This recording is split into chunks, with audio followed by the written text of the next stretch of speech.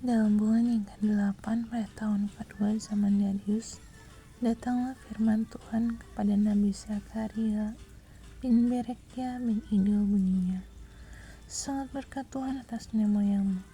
Sebab itu, katakanlah kepada mereka, beginilah firman Tuhan semesta alam. Belah kepadaku, demikianlah firman Tuhan semesta alam. Maka aku pun akan kembali kepadamu, firman Tuhan semesta alam. Janganlah kamu seperti nenek moyangmu, yang kepadanya para nabi yang dahulu telah menyerukan demikian. Beginilah firman Tuhan semesta alam, berbaiklah dari tingkah lakumu yang buruk, dan dari perbuatanmu yang jahat. Tapi mereka tidak mau mendengarkan dan tidak mau menghiraukan aku. Demikianlah firman Tuhan. Nenek moyangmu, di mana mereka? Dan para nabi, apakah mereka hidup untuk selama-lamanya? Tetapi segala firman dan ketetapanku yang telah kuperintahkan kepada hamba-hambaku, para nabi, bukankah itu telah sampai kepada nenek moyangmu? Maka bertobatlah mereka serta berkata, sebagaimana Tuhan semesta alam bermaksud mengambil tindakan terhadap kita, sesuai dengan tingkah laku kita dan perbuatan kita, demikianlah Ia mengambil tindakan terhadap kita. Pada hari yang ke-24 dari bulan yang ke-11, itulah bulan Syebat, pada tahun yang kedua zaman Darius, datanglah firman Tuhan kepada Nabi Zakaria bin Berekia bin Ido bunyinya, tadi malam aku mendapat suatu penglihatan. Tampak seorang yang menunggang kuda merah. Dia sedang berdiri di antara pohon-pohon murad yang di dalam jurang, dan di belakangnya ada kuda-kuda yang merah jambu, dan yang putih. Maka aku bertanya, apakah arti semuanya ini ya Tuanku?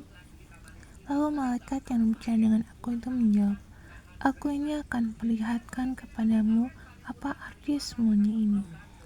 Orang yang berdiri di antara pohon-pohon murad itu mulai berbicara, katanya, inilah mereka semua yang diutus Tuhan untuk menjelajahi bumi. Berbicaralah mereka pada malaikat Tuhan yang berdiri di antara pohon-pohon murad itu, katanya, kami telah menjelajahi bumi, dan sesungguhnya seluruh bumi itu tenang dan aman. Berbicaralah malaikat Tuhan itu, katanya, ya Tuhan semesta alam, berapa lama lagi Engkau tidak menyayangi Yerusalem dan kota-kota Yehuda yang telah 70 tahun lamanya Kau murkai itu?